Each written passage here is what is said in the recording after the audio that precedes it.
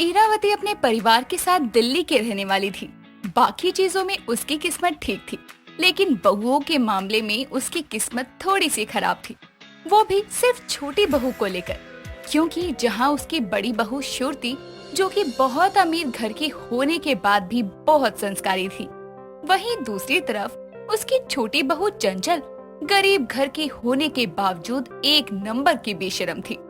जिसे कुछ भी कह लो, उसे कोई फर्क नहीं पड़ता था। ऐसे ही एक दिन सुबह के समय सभी लोग एक साथ बैठकर नाश्ता कर रहे थे। तभी इरावती कहती है, बड़ी बहू, सभी लोग तो आ गए नाश्ता करने के लिए। तेरी देवरानी कहाँ है? वो क्यों नहीं दिखाई दे रही? क्यों नवीन, कहाँ है तेरी बीवी? माँ, आप मुझसे क्यों पूछ रहे हैं? मैं हमेशा उसे अपने साथ बांध कर तो नहीं रखता हूँ ना। बीवी तेरी है तो क्या जाकर पड़ोसी से पूछूं? सभी लोग समय से नाश्ता करने आ गए हैं, लेकिन तेरी मैडम का कोई अता पता ही नहीं है। किसी चीज का कोई समय होता है कि नहीं? माँ जी, आप शांत हो जाइए और नाश्ता करिए, अभी आती ही होगी। वो क्या है ना, रात में उसकी थोड़ी तबीयत खराब लग रही थी, इसीलिए मैंने ही बोला था कि अगर तबीयत ठीक ना लगे तो आराम कर लेना। आप लोग नाश्ता करिए, मैं देवरानी जी को बुला कर लाती हूँ। श्रुति इतना कहकर जैसे ही चंचल के कमरे में जाने के लिए आगे बढ़ती है, तभी चंचल को सीढ़ियों से उतरते हुए देखकर वो रुक जाती है। तभी उसकी सास इरावती कहती है, बहुत सी बेशरम बहुएं देखी है, लेकिन तेरे जैसी गरीब बेशरम बहू आज तक नहीं देखी। जरा अपनी जेठानी से कुछ सीख, जो इतने बड़े और अमीर घर के होने के बाद भी कितनी संस्कारी बहू है। लोग कहते हैं बड़े घर की लड़कियां अच्छी नहीं होती है, उनके अंदर संस्कार नहीं होते, इसलिए हमेशा गरीब घर की लड़की को बहू बनाना चाहिए। लेकिन यहाँ तो सब उल्टा हो गया है। माँ जी, एक बात बताइए, आप रोज सुबह सुबह मुझे इतना सुनाती हैं, आपके मुंह में दर्द नहीं होता क्या? जब देखो तब चींची करती रहती हैं आप। देवरानी जी, ये क्या तरीका है माँ जी से बात करने का?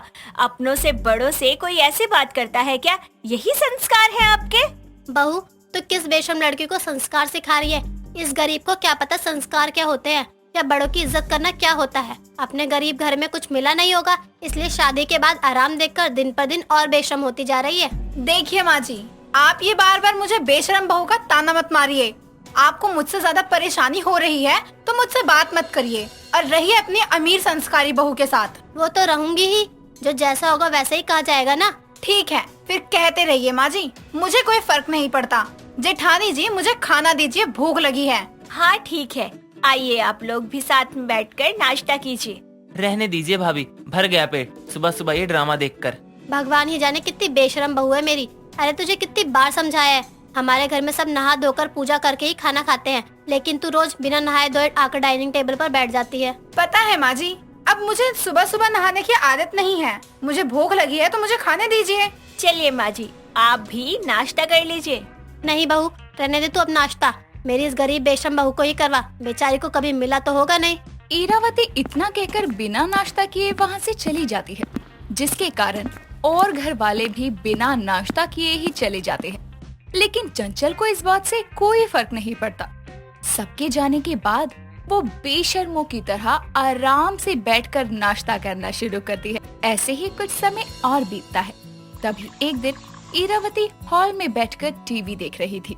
तभी उसकी पड़ोसन मीरा बहुत सारी साड़ियाँ लेकर उसके घर आती है और कहती है, देख इरावती, ये सब साड़ियाँ कैसी हैं? मेरे मायके से मिली हैं मुझे। क्या बात है मीरा, सारी साड़ियाँ बहुत सुंदर है।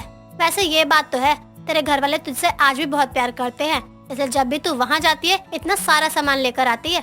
हाँ वो तो है, बेशक मैं जल्दी नहीं जाती हूँ, लेकिन जब भी जाती हूँ वो लोग हर बार की कमी पूरी कर देते हैं। अरे तो क्यों नहीं करेंगे, माँ बाप होते ही ऐसे हैं, जिनके लिए बच्चे कभी बड़े नहीं होते। और मैं तो बस यही समझती हूँ कि तू किस्मत वाली है, जो तुझे आज भी मायके वालों का सुख नसीब हो रहा है। मुझे तो वो भी नहीं हुआ।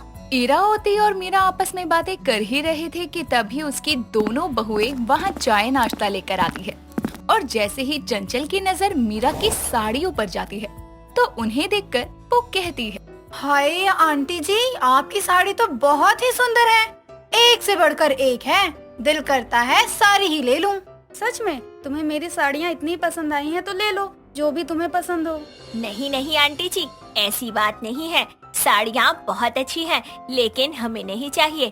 हमारे पास बहुत है। माँ जी ने हमें बहुत सारी साड़ियाँ दिलाई हैं।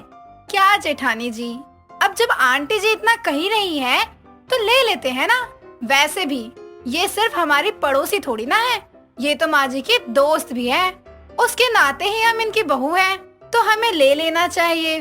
वैसे भी मैं बहुत गरीब बहू हूँ इस घर की, मेरे पास कुछ भी नहीं है।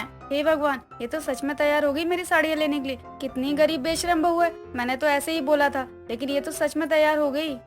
देखिए, आंटी जी ने एक बार भी मना नहीं किया, इसका मतलब वो भी यही चाहती हैं। अब आपको नहीं लेना तो आप मत लीजिए जेठानी जी, आपके हिस्से की भी मैं ही ले लेती हूँ, क्योंकि सारी साड़ियाँ बहुत सुंदर हैं।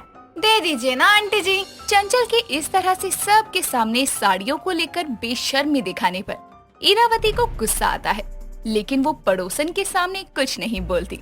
थोड़ी देर बाद मीरा ना चाहते हुए भी चंचल को अपनी साड़ियों में से कुछ साड़ियाँ देकर वहाँ से चली जाती है, जिसके बाद इरावती उसे बहुत सुनाती है, लेकिन चंचल पर उसकी बात का भी कोई असर नहीं होता।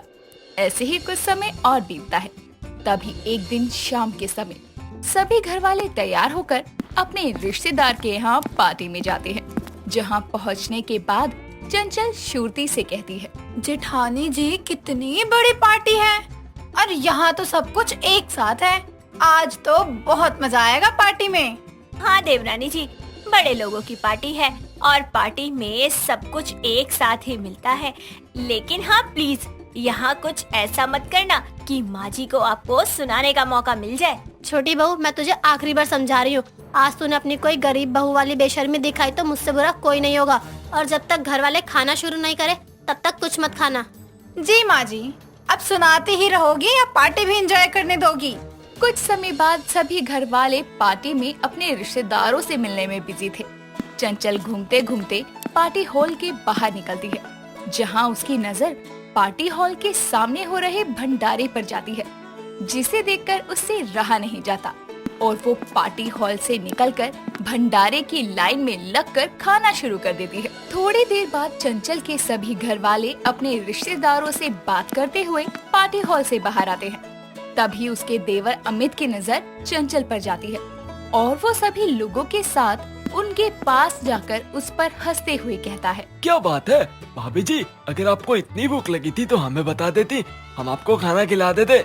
ऐसे गरीबों की तरह लाइन में लगकर खाने की क्या जरूरत थी? तुम्हें माँ ने समझाया था, फिर भी तुमने ये सब किया। नवीन भाई, वैसे तो हमने भंडारा गरीबों के लिए लगाया था, लेकिन मुझे क्या पता था कि सबसे बड़ी गरीब तो हमारी भाभी जी है। जरा सामने देखिए कैसे आपकी वाइफ गरीबों के साथ भंडारे की लाइन में लगी है। पहले पता होता तो रिश्तेदारों के लिए भी पार्टी रखने की जगह भंडारा रखवा देता। नवीन की बात सुनकर और रिश्तेदार भी उस पर जोर जोर से हंसने लगते हैं और सभी लोगों को इस तरह अपने ऊपर हंसता देखकर और अपने परिवार वालों को सबके सामने शर्मिंदा होते देखकर चंचल को अपनी गलती पर पछतावा होता है, जिसके बाद वो अपनी सास इरावती को कहती है, जी माँ जी, मुझे माफ कर दीजिए। मुझे लगता है मेरी बेशर्मी कुछ ज्यादा ही हो गई। मैं अपनी हरकतों के लिए आप सभी लोगों से माफी मांगती हूँ। चंचल की बात सुनकर सभी लोग उसे माफ करते हैं, जिसके बाद वो गरीब बेशर्मी वाली आदतों को छोड़कर अपनी जेठानी से एक संस्कारी बहू होने के तौर तरीके सीखना शुरू करती है।